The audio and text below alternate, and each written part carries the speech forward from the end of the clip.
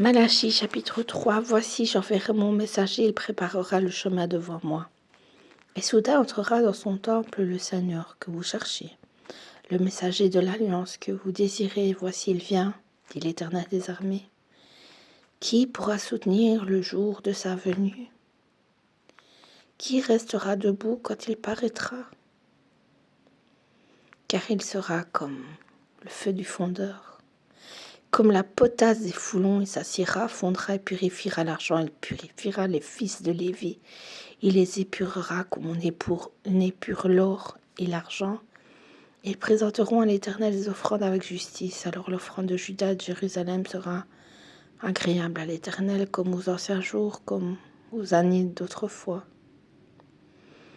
Je m'approcherai de vous pour le jugement et je me hâterai de témoigner contre les enchanteurs et les adultères, contre ceux qui jurent faussement, contre ceux qui retiennent le salaire du mercenaire, qui oppriment la veuve et l'orphelin, qui font tort à l'étranger et ne me craignent pas, dit l'Éternel des armées.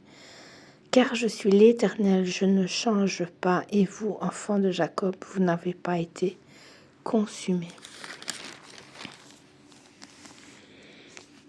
Depuis le temps de vos pères, vous vous êtes écartés de mes ordonnances, vous ne les avez point observées. Revenez à moi, et je reviendrai à vous, dit l'Éternel des armées. Et vous dites, en quoi devons-nous revenir? Un homme trompe-t-il Dieu? Car vous me trompez, vous dites, en quoi t'avons-nous trompé? Dans les dîmes et les offrandes. Vous êtes frappés par la malédiction et vous me trompez.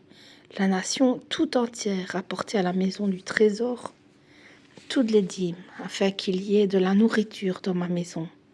Mettez-moi de la sorte à l'épreuve, dit l'Éternel des armées, et vous verrez si je n'ouvre pas pour vous les écluses des cieux, si je ne répands pas sur vous la bénédiction en abondance. Pour vous je menacerai celui qui dévore, et il ne vous détruira pas. Et il ne vous détruira pas les fruits de la terre, et la vigne ne sera pas stérile dans vos campagnes, dit l'Éternel des armées. Toutes les nations vous diront heureux, car vous serez un pays de délices, dit l'Éternel des armées. Vos paroles sont rudes contre moi, dit l'Éternel. Et vous dites, qu'avons-nous dit contre toi? Vous avez dit, c'est en vain que l'on sert Dieu, qu'avons-nous gagné à observer ses préceptes et à marcher avec tristesse à cause de l'Éternel des armées?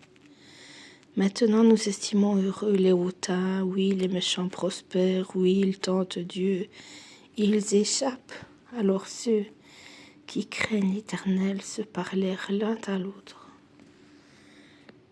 L'Éternel fut attentif et il écouta. Et